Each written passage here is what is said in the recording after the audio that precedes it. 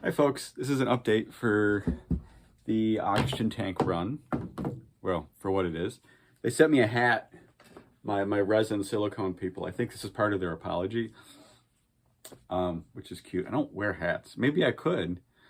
I gotta wear like a pair of Timberlands and then some jeans and like a shirt from like Walmart.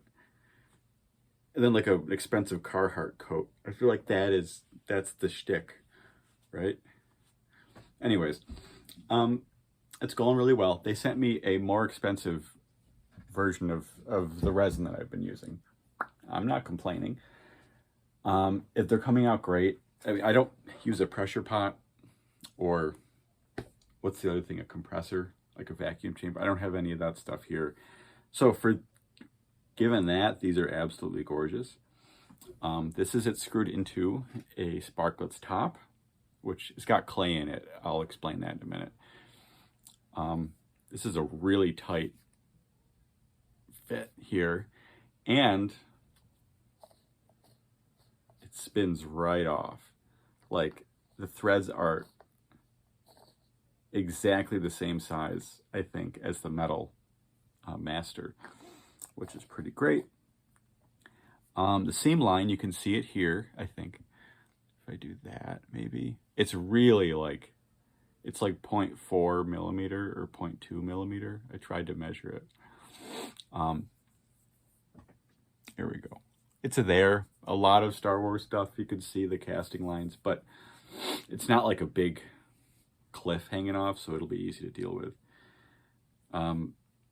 You can still see the striations from the valve itself. Now, I've noticed, I think other people have noticed, there seems to be a line right here. There are tons of Hymatic valves out there. There could be an identical version that has a ridge right here. I've never seen it before. I can't even find the service manual for one that looks like that. That could be the case. Or, one thing you don't see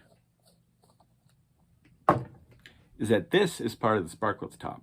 Right in here, inside, there's a set of threading. And this, specifically these flats, are so you can thread it onto the metal spring-loaded reducer part to the valve right here. It was such a tight fit. I had to clamp this in some rubber and then take a ball peen hammer and smash this part of the valve to start unscrewing it. And again, the threads weren't even, these are big compared to that. They're very fine threads that run down right to there. So it could be that somebody tried to unscrew this like this and they tore up the surface and they just put some tape over it to then mold it so you'd have a smooth thing. I have no idea. We don't have any kind of reference that would suggest that. Either way. So if you'd like to, before you paint, you can put a strip of I don't know, like what's that tape you put on spaceships and stuff? That very thin strip of tape underneath the paint, that might do it. It's up to you guys if you want to actually make that little detail. I only see that on Chewbacca's and maybe Leia's oxygen tank. I don't see it on Han's. I don't know. It's up for interpretation, I guess. That being said, you can still see the striations from machining and the manufacturer's stamp on the valve. This is exactly what I was hoping for. There are bubbles. Let me do this here. Without a pressure pot, it's kind of tough to eliminate those. None of them are big. I think some of them are in the silicone part of the mold. It's just a peppering of little bubbles down here. I would take some Milliput and water and just smear it all up in there and then wipe it off. A little bit of sanding and that'll smooth right over. That's what I do with my resin casts. Yeah, this is exactly what I was hoping for. I'm really excited. And it's high impact, this resin. I didn't ask for it, but they gave it to me. So this is absolutely wonderful. All the cartridges are beige because they were part of my last resin batch. But if we're going to paint them all different colors of resin, I hope you don't mind that. Yeah, and they function I did one cartridge from this batch just to do my own prototype for the other oxygen tank thing, which I'm gonna show you guys now. On Dagobah, when Luke camps out, I'm not a baseball hat person. When Luke camps out on Dagobah after he crashes his X-Wing, yeah, total normal thing, into a swamp, while he's plugging in R2-D2, there's like stuff like scattered around his little camp, including like some, you can watch the movie. There's this thing in his suitcase that has the same gear that's on the TIE Pilot chest box that we don't know what the hell that is. And also you can see a couple little units.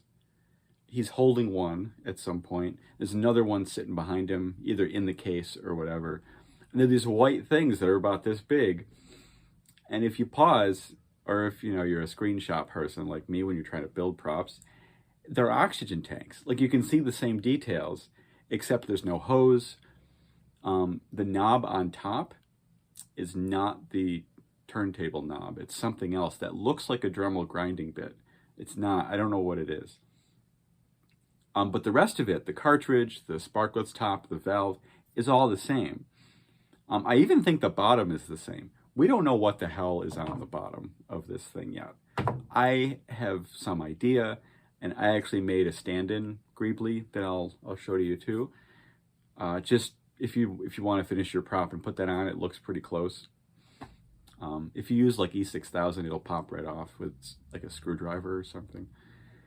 Anyways, it looks the same, but it's a little different. So you can kind of tell that originally they probably had an entire base mold, just like they did the blasters.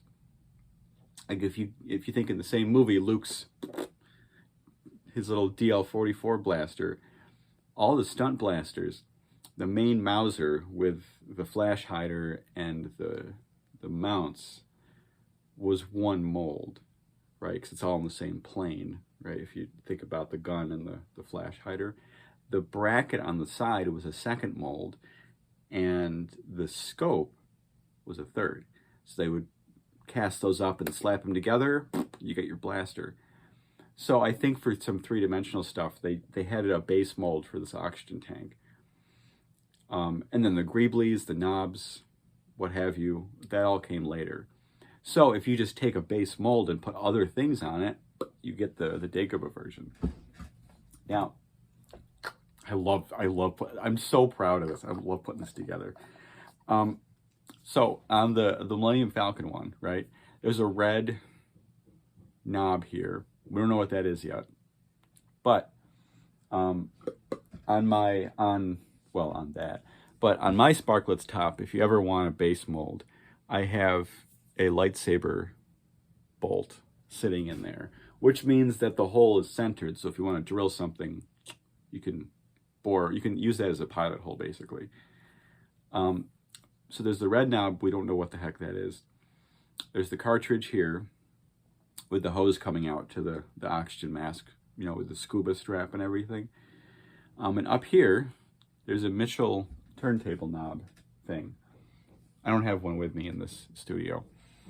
I have resin casts of these now, and they're painted pretty chrome. Like I have a Highland tube here. They kind of look like this, a little bit less reflective, but I found some awesome paint for them. So for anyone who ordered one, it's going to be pretty cool. And the top, I have a metal plug. Oh wait, never mind. For people that ordered one, most of them just want this. So I'm going to leave some material on the bottom of the knob for you to stick into your sparklets top. But you may have to put a plug in there. I don't know how low the threads go. It's been a while since I've looked at an unplugged one. But I'm going to give you the whole knob in and of itself with maybe a little bit extra material, so that you'll have exactly what they had, the full length of the knob. And that is on here. There's the cartridge thing, and then the thing here. And then like this bit for whatever reason. And that's just the Millennium Falcon one. The Dagobah one, generally speaking, this is what you're looking at. The cartridge is on there. Now on the Dagobah one, I'm pretty sure the wings aren't really there anymore. Like the mold is so bad, the cast is so bad they didn't even fill the wings of the cartridge head, which is really interesting. There is something up here. It's like a stick with another cylinder on top. I don't know if it's a model kit part or a Dremel bit. I have no idea. But you can see on film, the red knob hole is covered with this dome that doesn't have a dimple in the middle. So I don't think it's the Plastruck part. This is from a model tank. It's on the list of model kits used in Star Wars for the spaceships and stuff like that. This dome is nearly the exact size of that hole. This looks to me like what I see on screen. And the cartridge hole, where the tube comes out to go up to your oxygen mask. So thank you to whoever, I forget who helped me, but I was going through model kit scans thinking like, okay, it's just a 5-spoke wheel. It's what I think I see in the movie. There's gotta be one out there. And I had a lot of trouble. So I asked the studio scale model kit forum for people that build spaceships who have model kits out the wazoo, and somebody finally suggested one that fits. So I'm pretty sure this is what you can see. Granted, again, like I might trim these off, like depending on what I see, because these are it's a little wide. But this is what Luke is holding when he's looking around and being like, yeah, it's like we're in a dream or something, you know? On the bottom is still, I think it's the same part that's on the Falcon kit. It would make sense if the main body was one specific mold. I made this. Don't worry about this bubble. I had a mix up. I tipped the mold so I can shake some of the bubbles out, and I successfully pulled the PVC thing off of the mold for this one. So I had to kind of like slap it back together, and I trapped some bubbles, but it's not that big of a deal. It's also a different mold than this, by the way. I have 2 separate ones. But I made this. Now, we can see something that looks like this in the movie. None of our reference is sharp enough. I honestly cannot tell you, but I knew it had to be this diameter. So, granted, none of the V8 kit parts look like this or are that diameter. These are 2 parts from the Wankel engine kit that's used in the Millennium Falcon. I think on the nose of the Falcon you can see the detailed Wankel engine, rotary engine piece or something like that. This is 2 pieces from there. I popped one through the other, and actually the one on top has a little tiny nut. I think it's a cool little thing there. But I have a bunch of these now. So, because they're such a small mold, I can use them as like a slush mold for excess bits in a cup when I do the other stuff. So I'm throwing one in every kit for free. It'll be in one of these ones instead, right? I don't have anyone asking for one of these. This is, I guess, I just have the molds now for this because I got to make one for myself. I think this is really cool. I don't know what I'm going to put up here, but I did make a metal plug for the top that is centered, just like my stunt lightsaber tangs. There's a hole here that is centered, so that will be your pilot hole to drill if you ever want to, if we ever find that Greebly or whatever. But this is literally what you'll see. I'm so excited that this is a thing. I have pins. I have a couple screws that just are stuck in the body with some glue. This isn't like rock solid, so I'm not throwing this around. I'm excited to make another background prop from Empire Strikes Back, which I'm so very, very excited about. Mostly. And you know, it's funny, the original is white. This is just white resin. So I'm going to like paint it and like weather it and stuff like that. I have like white paint that I was going to use, but it kind of looks cool just raw like this. Look at how friggin' shiny that is. I cannot get over it. This came out so smooth. It's amazing. So anyways, these are the bottom kits. I have about 4 done, 4 or 5. I'm going to keep pouring. So I'm going to do the entire run out of this resin just because I love it so much. It's responding so well. there's so few small bubbles that are going to be easy to putty in for you. Yeah, I much prefer this. So, I'm gonna keep pouring these. I like to crack open resin and continue until it's gone. I don't like leaving it sitting around. But you won't have to do anything to thread this on to your own sparklets top. I posted some pictures of the turntable counterweight knob on the RPF forums, so I'll put a link in the description to those. So those are good for those that ordered those, and I'll get around with shipping prices to folks. It can't be very much. This weighs like, I don't know, 7 or 8 ounces. So it's not going to be a ton. God, I love putting that on. So I'm going to keep doing that all day. So yeah, we're in good shape. I have a whole box of these cartridges. Not with the wheel. I have those too. But the cartridges, I have them sitting around. Yeah, they're all the beige resins. They're more colored like this, interestingly enough. And so this is what I do, by the way, with my my belt sander. You can kind of see it here too. The curve that I put in the clay is already that shape. So when you cut the bottom off, you're already good to go here.